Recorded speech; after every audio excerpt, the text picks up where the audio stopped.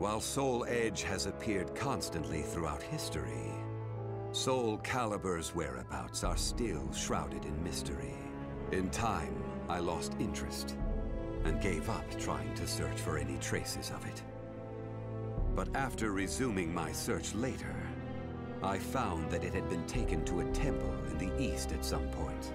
With it were taken a staff able to absorb all manner of energy, and a mirror capable of purifying evil.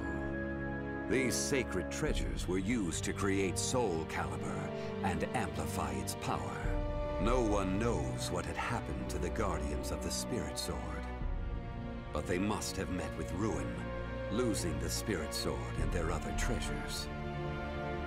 As for the temple, it later became Ling Sheng Su, a famous martial arts dojo that worshipped the Spirit Sword and the other weapons as the 3 sacred treasures. But now the Spirit Sword is no longer there. The evil seed deeply affected Ling Sheng Su, and most likely caused it to attract evil energy. Its martial arts students were soon overcome by madness and battle lust, and ended up killing each other. The temple fell in a single night. Therefore, no one knows what happened to the Spirit Sword. Only one student of Ling Sheng Su survived.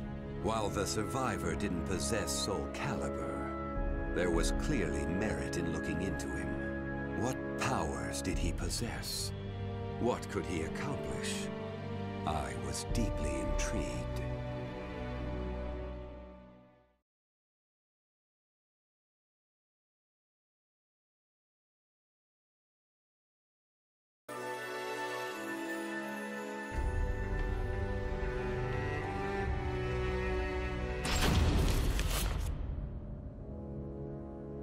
I only started writing this tome as a pastime, but in order to give it a clear perspective, I must reveal my identity. I was once one of the guardians of the Spirit Sword. The precepts of the guardians were very strict, one of which stated no guardian may ever touch SOULCALIBUR. But in my younger days, I failed to properly suppress my urges. When the others discovered my designs, they broke my arms and banished me. Amid my despair, I searched for a way to survive. What I discovered was the art of reincarnation. After a long period of training, I mastered the secrets contained within this lost wisdom. I reincarnated myself over and over again, and became an entity that could transcend generations.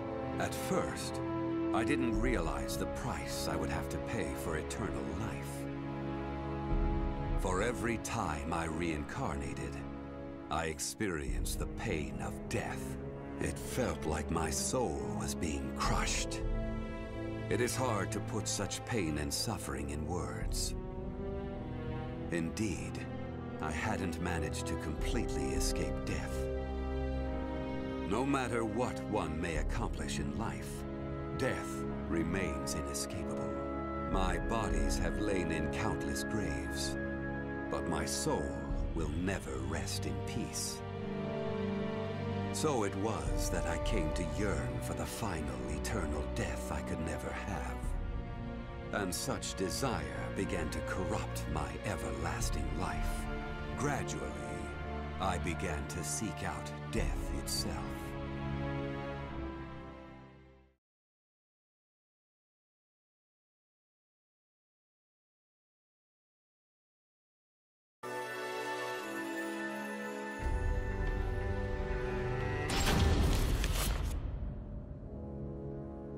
That was 1,000 years ago. My desire for death was at its peak. That longing for true death led me to even take hold of Soul Edge. Wisdom, power, battle lust. In those days, I felt I could do anything. But when it was over, I was forced to confront just how prideful I had been. As a puppet of the cursed sword, I kept fighting to my last breath. And for what? I fought in an age of endless war that spanned the world, all to establish a certain dynasty. That is all I'll say on the matter. I've lived as every type of person. Old, young, man, woman. But I've never felt as much joy as when I wielded that power. However, not even the cursed sword could free me from the chains of samsara. And so I died, and was born again into this world.